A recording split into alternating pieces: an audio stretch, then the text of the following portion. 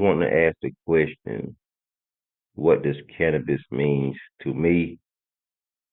So I want to talk about to give everybody blessings.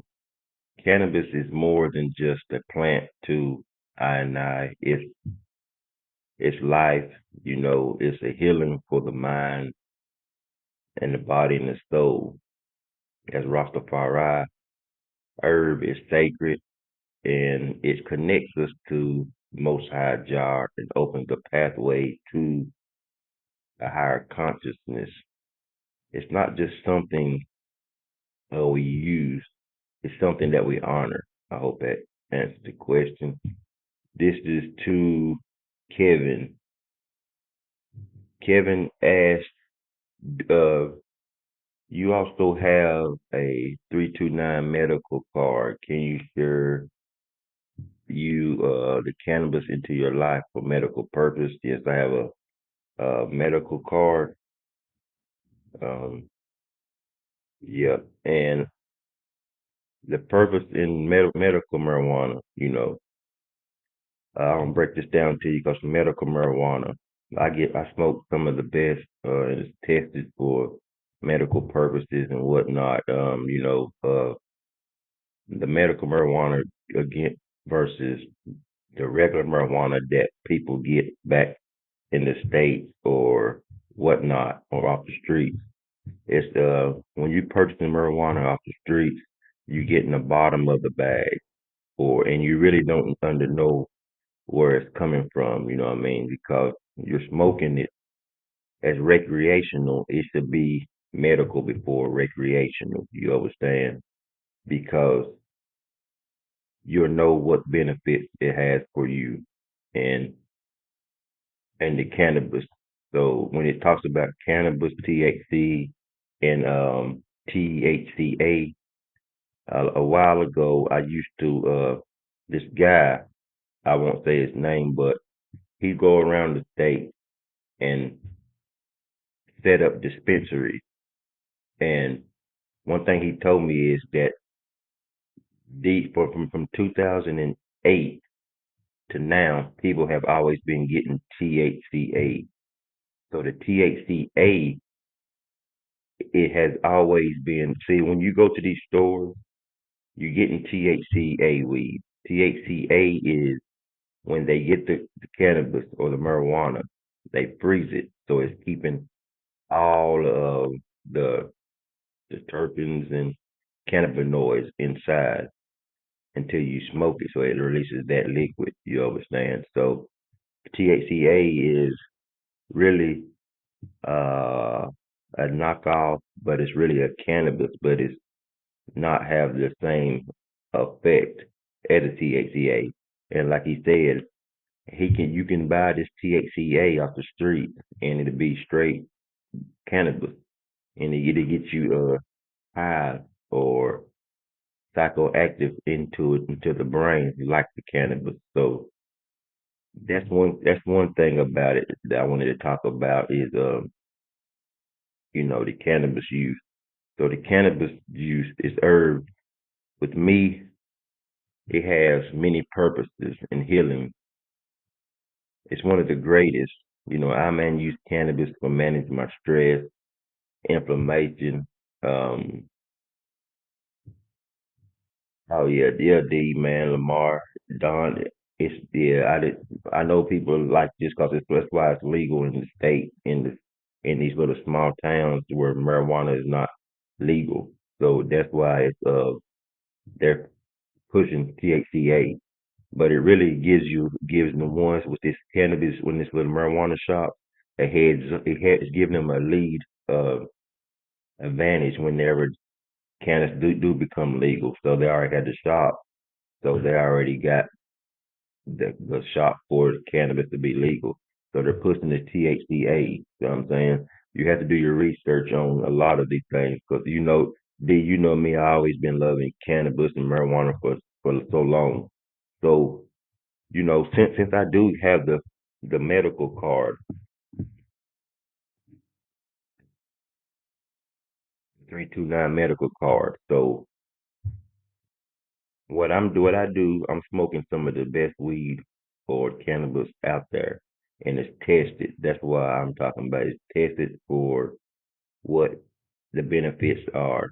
If it ain't because when you smoking cannabis, people don't know you want more of a CBD content than the THC. You understand? Because the CBD is more of a natural.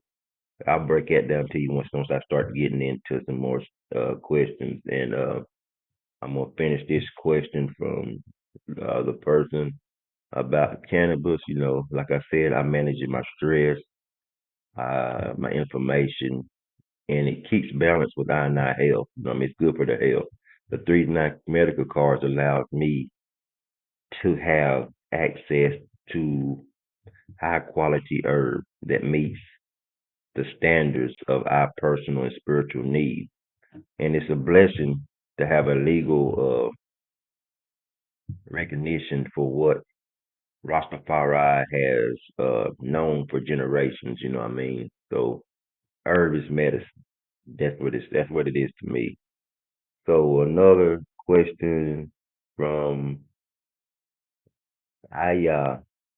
Um, he says, let's dive into the history and understand, because I talked about how my grandfather, my dad's dad, if he back in the old days in the 70s and 60s, my grandfather played a pivotal role in the cannabis um, in McMinnville. You know what I mean?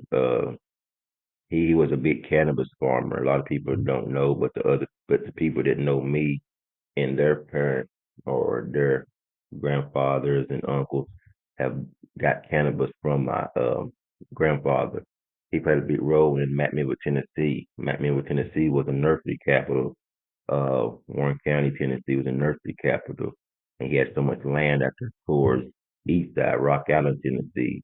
He pushed so much cannabis out there. So it's like a 3 generations, you know what I mean? So he wants to understand, can you tell me more about about his legacy? Yeah, as my grandfather, he was a legend up in McMinnville.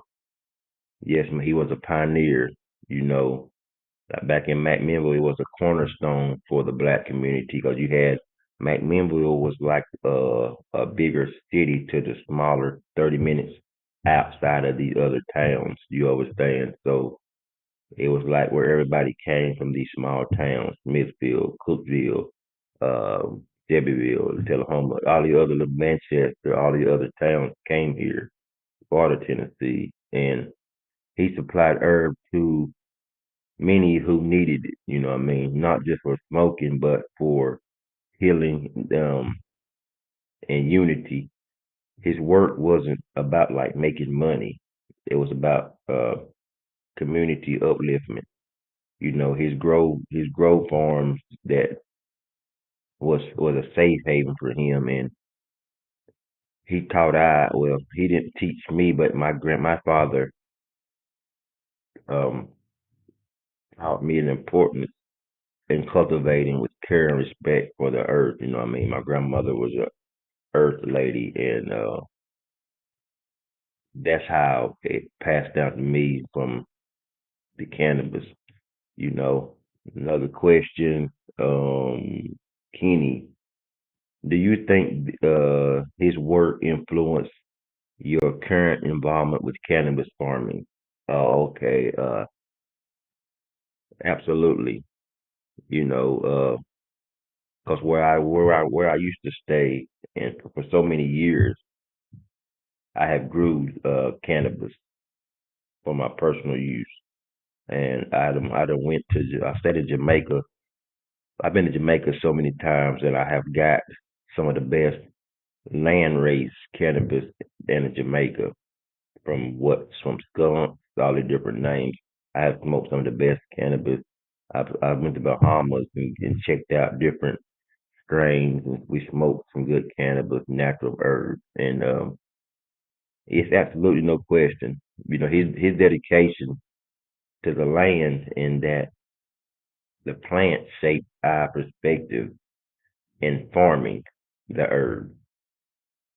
Herb isn't just agriculture; it's a stewardship, and growing herb requires attention. You see, it's about when you're growing the herb, it's about putting positive energy into the soil and to the plant so it can give back that energy to those who use it, and I carry his teachings forward every day. So, I want to give shout out to Fire, Ross Ansel, and all the other Rasta elders that I have learned from growing marijuana.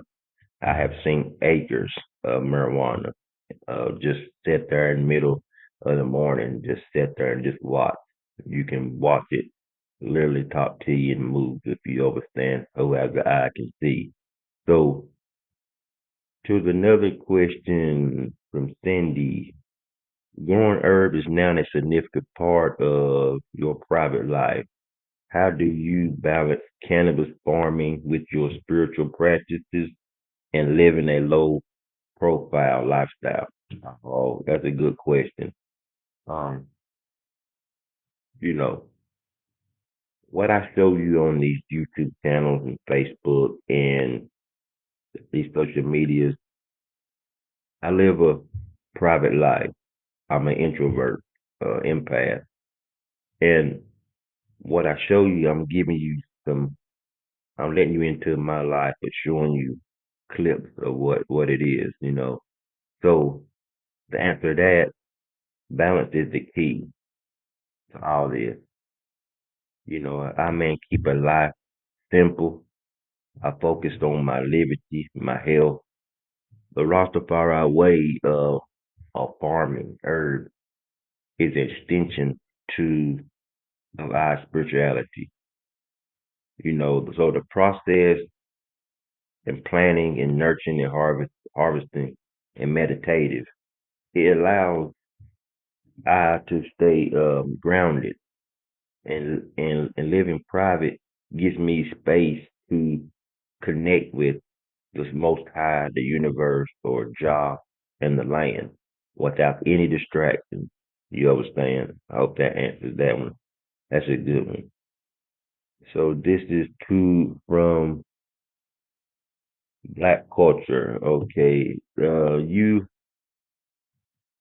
Your question, you have spoken about sacredness and cannabis within Rastafari. How do you reconcile the legal and cultural shift surrounding cannabis in today's world with its deeper and spiritual significance?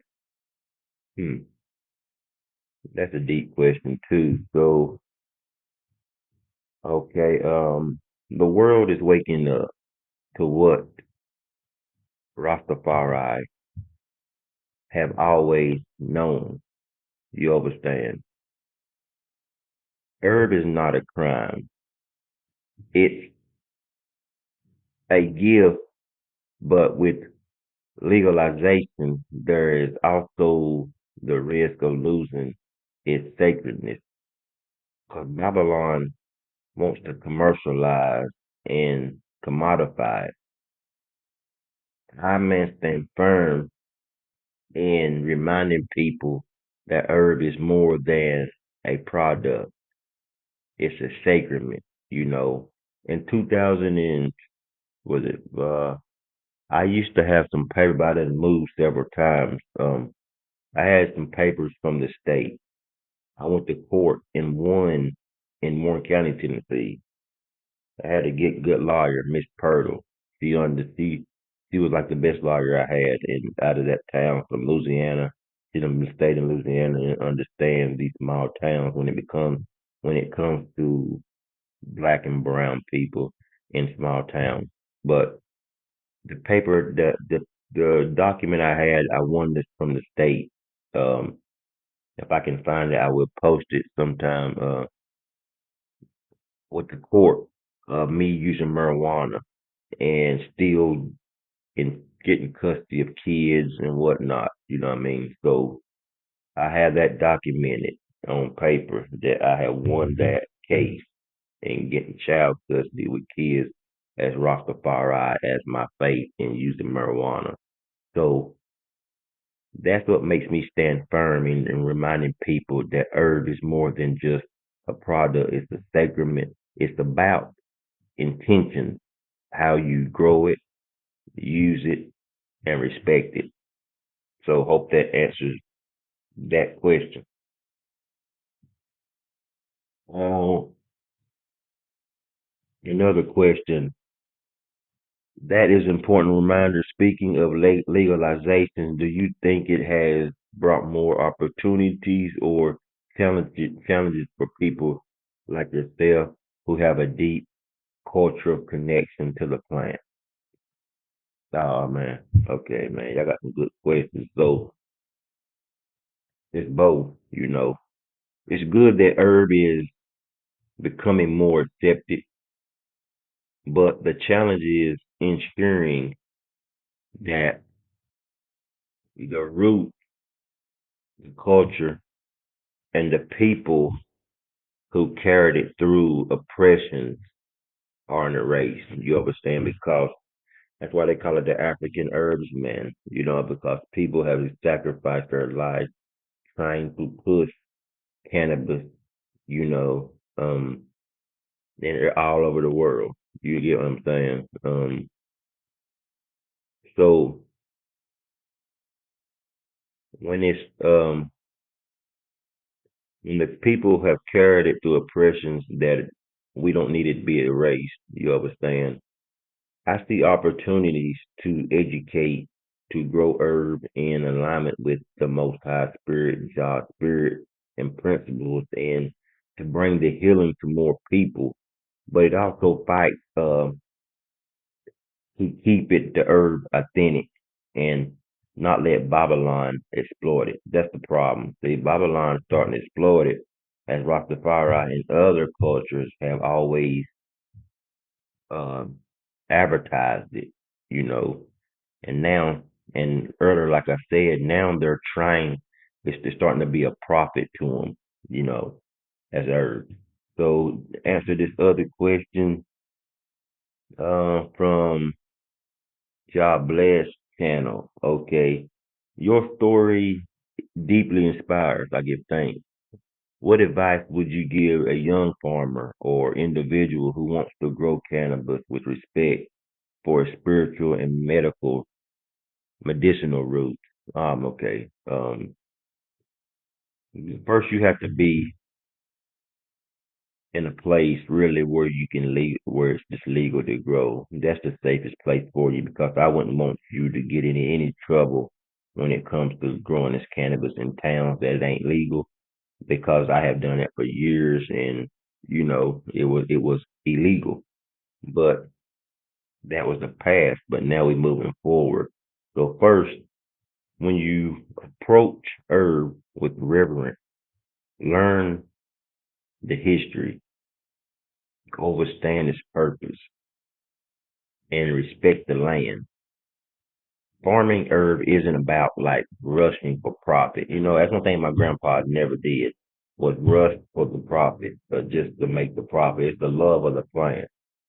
It's all about patience, care, and work with the earth, not against it. And the most important, remember that the herb is a bridge to healing, not just for the body, but for the community and the spirit. You understand?